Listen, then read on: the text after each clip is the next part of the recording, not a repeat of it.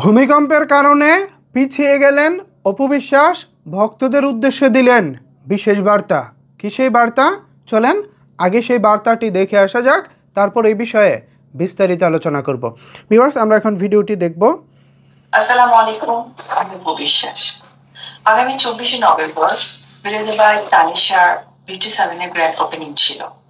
তবে প্রাকৃতিক দুর্যোগ যেহেতু ভূমিকম্পনে আমরা সকলেই আতঙ্কিত, আমার কাছে মনে হয়েছে যে এই সুন্দর একটি সময় আমরা সুন্দর সময়ে ওপেন করি। তার জন্য আমাদের এই ডেটটা পিছিয়ে আমরা 30শে নভেম্বর করেছি এবং আমরা সৃষ্টিকর্তার কাছে প্রার্থনা করব এই দুর্যোগ যেন খুব দ্রুতই কেটে যায়। সবাই ভালো থাকবে এবং 30শে নভেম্বর গ্র্যান্ড ওপেনিং হতে যাচ্ছে বিলেজবাই তানিশার। আর আমি থাকছি, অবশ্যই আপনাদেরও থাকতে হবে। দেখা হচ্ছে আপনাদের সাথে। আসসালামু আলাইকুম। ধন্যবাদ অপু বিশ্বাসকে, তিনি দারুণ একটি বার্তা দিয়েছেন।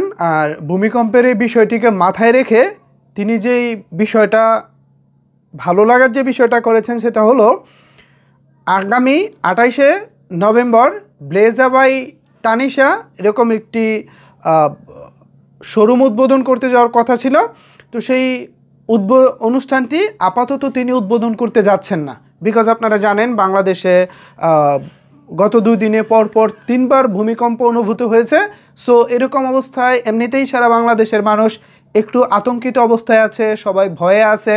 এখন যদি আবার উপবিশেষ কোনো প্রোগ্রাম করতে যান, সেই প্রোগ্রাম ঘিরে যদি একটু হয়, হট্টগোল হয়, একটু যদি উৎসবমুখর পরিবেশ হয়, সেটা নিশ্চয়ই বর্তমান পরিবেশের সাথে বা বর্তমান পরিস্থিতির সাথে বেমানান, তাই না?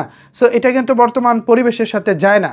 সো সেই দিক বিবেচনা করেই মূলত অপু বিশ্বাস সিদ্ধান্ত নিয়েছেন আপাতত তিনি প্রোগ্রামটি একটু পিছিয়ে দিবেন। পিছিয়ে বলতে খুব বেশি পিছিয়ে না, 30শে নভেম্বর আর কি। তো আগামী 30শে নভেম্বর বিলেজবাই তানিশা এই টাইপের একটি নাম অপু বিশ্বাস উল্লেখ করেছেন। এই মুহূর্তে আমার নামটি মনেও পড়ছে না।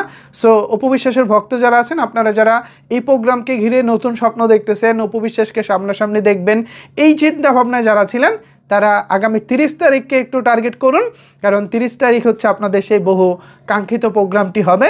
আশা করি অপু বিশ্বাস এখানেও পূর্বের ন্যায় বা আগের ন্যায় তিনি অন্যান্য অনুষ্ঠানে যেভাবে মাতিয়ে রেখেছেন, এটাও আমাদেরকে তিনি দারুণ একটি প্রোগ্রাম উপহার দিবেন।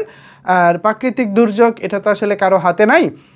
গত 2 দিনে যা হয়ে গেল এটা তো আসলে ভয়ঙ্কর ভীতিকর একটা ঘটনা আমাদের চোখের সামনে দিয়ে ঘটে গেল। সো যাই হোক, সৃষ্টিকর্তা মহান আল্লাহ পাক যেটা ভালো মনে করেছেন সেটাই করেছেন। ভবিষ্যতেও আমাদের ভাগ্যে যা আছে বা আমাদের জন্য যেটা ভালো নিশ্চয়ই তিনি সেটা করবেন। সো আপাতত আমরা ভয়কে জয় করতে চাই, ভয়কে জয় করে সামনে এগিয়ে যেতে চাই। পিছনে পড়ে থাকলে চলবে না, আমাদেরকে সামনে এগিয়ে যেতে হবে।